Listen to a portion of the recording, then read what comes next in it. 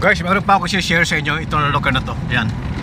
Kung familiar kayo dito sa place na to. Andito lang yung ano, yung Galleria.